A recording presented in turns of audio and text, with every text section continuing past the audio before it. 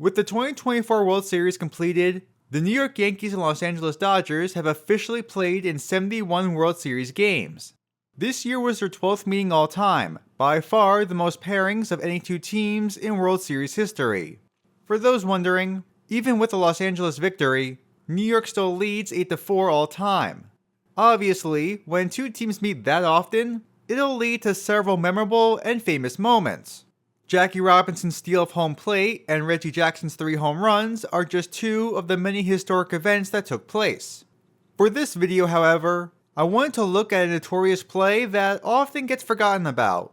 It wasn't a grand event like a steal of home or 3 home runs, but it's a play that changed World Series history and nearly 50 years later is still shrouded in controversy. The play in question took place during Game 4 of the 1978 World Series, but first, there's much buildup to this moment that we need to cover. The 1978 Fall Classic was actually a rematch of the previous season's World Series in 1977. In a back-and-forth affair, New York won that one in 6 games, capped by Reggie Jackson's 3 home runs in the decisive Game 6. When the Yankees won in 1977, that pushed them to a 7-2 record all-time against the Dodgers. It was a dominant one-sided affair, so a victory for Los Angeles in 1978 would be all the more important for them. For one of baseball's biggest rivalries, Los Angeles took control of the series in the beginning. The Dodgers pounced on the Yankees pitchers in Game 1, where second baseman Davey Lopes drove in 5 runs en route to an 11-5 win. In a close game the following day, Los Angeles once again pulled through. Down a run in the bottom of the 6th inning, third baseman Ron Cey hit a huge 3-run home run that gave the Dodgers a 4-2 lead. Now down 4-3 entering the 9th inning, the Yankees didn't give up, and they put 2 runners on base with 1 out, with 2 former MVPs in Thurman Munson and Reggie Jackson due up. Los Angeles manager Tommy Lasorda called on rookie starting pitcher Bob Welch from the bullpen to finish the game. With Munson up first, Welch got him to fly out to right field for the second out of the inning. Now facing one of the most dangerous hitters of all time, Jackson worked a full count to Welch, and on the 9th pitch of the at-bat, Welch struck out Jackson to earn the save and give the Dodgers a commanding 2-0 lead. When the series shifted to New York for Game 3, the Yankees righted the ship to get right back into things. That season's Cy Young Ron Guidry threw a complete game, allowing 1 run, and the Yankees won the game 5-1. I don't think I need to explain just how critical Game 4 is to both clubs. If the Dodgers can take a strong 3-1 lead, they basically have the series. Entering 1978, only 3 times had a team blown a 3-1 lead, so they had history on their side. Not to mention, at absolute worst, they would still lead 3-2 once the series shifted back to Los Angeles. On the flip side, a New York victory erases that terrible start and gives them all the momentum with a chance to take a series lead heading back to Los Angeles. Moving on to the game itself, it featured a rematch of the Game 1 starters, LA's Tommy John and New York's Ed Figueroa. Both were initially locked in a classic pitcher's duel, as through the first 4 innings, neither pitcher allowed a run.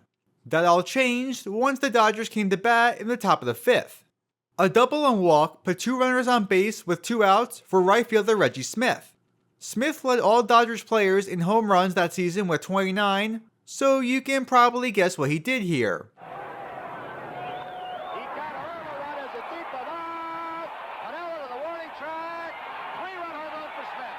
Just 1 swing of the bat to give Los Angeles a pivotal 3-0 lead.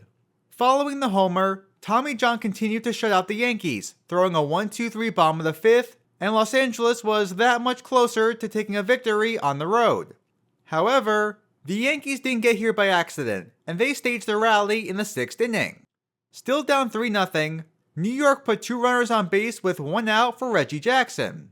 The slugger took a Tommy John slider out into right field for a base hit, scoring Roy White for the Yankees' first run. Thurman Munson moved to second base on the hit, and with the tying runs on base, at bat now was Lou Piniella. It's right here where we finally see the play in question. There's a lot that happens at once, so I'll just play the clip. RBI. Right Russell dropped the ball. Are they going to get 2? There, he threw it away. Going to hit Reggie. Confusion on the bases. Here comes Munson. He's going to score for the second run. Let's look at this whole thing step by step. There's runners on first and second with one out in the bottom of the sixth, and the Yankees are trailing by a score of 3-1. The batter, Lou Piniella, hits a line drive to shortstop Bill Russell, who knocks the ball down. He scoops it up and touches second base to force out Reggie Jackson. He then throws it to first base to get Piniella for the double play, but the ball hits Jackson, caroms into foul territory, and as Piniella safely reaches first base, Thurman Munson comes in to score. Immediately after the play ended, Tommy Lasorda sprinted out of the dugout to argue with the umpires about Jackson interfering with the play, but the umpires didn't rule interference and the run was allowed. So the big question is, was this the correct call? Well, I say let's look at the official MLB rulebook. Rule 6.01, subsection A, paragraph 6 states, if, in the judgment of the umpire, a base runner willingly and deliberately interferes with a batted ball or a fielder in the act of fielding a batted ball with the obvious intent to break up a double play, the ball is dead. The umpire shall call the runner out for interference and also call out the batter runner because of the action of his teammate. In no event may bases be run or runs scored because of such action by a runner. That seems clear-cut to me. If Jackson intentionally interfered with the throw from Bill Russell, the umpire should have declared the ball dead, and Piniella should have been called out. Munson's run should have been nullified, and the inning ends on that double play with the Dodgers ahead by a score of 3-1. However, did Reggie Jackson intentionally interfere with the ball? Rule 6.01 subsection D states, the question of intentional or unintentional interference shall be decided on the basis of the person's action. If Reggie Jackson did purposely impede the throw from Russell, Piniella is out on the interference. But if it was unintentional, the ball is live. Let's look at that exact moment again. Here's the throw from Bill Russell, and we can see the ball hits Jackson right on the leg. He was in the middle of the base path, so at first glance, it looked unintentional. If we view another angle, we can see he initially started towards second, then backs to first base, before coming to a halt. It was a confusing play, so I can understand the jolty movements there. However, right as the ball is thrown to first base, Jackson kinda definitely moves his leg in the direction of the ball. Did he lean his leg out on purpose? Play-by-play man Joe Garagiola and color analyst Tony Kubek thought he did. I'll tell you what, he let it hit him purposely. While those two were able to see the replay, the umpires weren't. And since this is a judgment call, they ruled Jackson did not intentionally get in the way. Specifically, the first base umpire who made the call, Frank Poli, said on this, I couldn't tell whether Jackson intentionally interfered with the ball or not. I was back maybe 15 feet because there's a possibility of a double play happening, and I take that call in fair territory. If he moves in the way of the ball, then we have intentional interference. In another article, Poli also said, from the angle I had, I couldn't tell whether Reggie moved into the ball. I saw it as not intentional interference on Reggie's part. After the play, Poli asked second base umpire Joe Brinkman if he saw Jackson intentionally get in the way of the throw. But Brinkman said he was looking at second base and didn't see Jackson. So there you have it. The umpires didn't get a good look at the deflection, so they couldn't definitively tell whether Jackson intentionally interfered with the throw. Of course, everyone on the Dodgers thought it was intentional, including the two players involved in the throw, shortstop Bill Russell and first baseman Steve Garvey. Russell stated, Reggie saw the ball coming. He moved right into it. That's interference. For Garvey, he said, there's no question in my mind he did it deliberately. I think I know when somebody's trying to get out of the way and when they're not. Sure, he froze. He froze, thawed, and deflected. Also in another article, he said, Jackson was squared up towards second base and when the ball came, he shifted his leg over and deflected it. Poli said it was a judgment call and he felt, in his judgment, Reggie was going back to first. As for Tommy Lasorda, he said multiple times, both on the field and to reporters, that Jackson had to get out of the way of the throw.